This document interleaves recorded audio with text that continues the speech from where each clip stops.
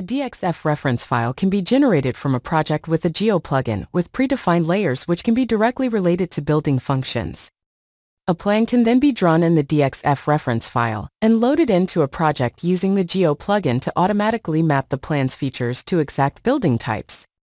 Switch to the Tools tab in the ribbon.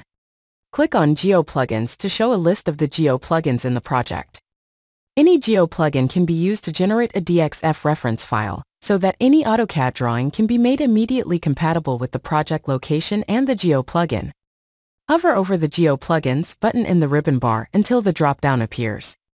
Then select the Export AutoCAD DXF Reference option. Ensure the CRS is set to a regional coordinate system with real units such as meters or feet. For the Netherlands, EPSG 28992 is appropriate. Make the desired selection and click Select to confirm it. In the Geo plugin drop-down, select the Geo plugin the reference file should be compatible with. Finally, click on Export File.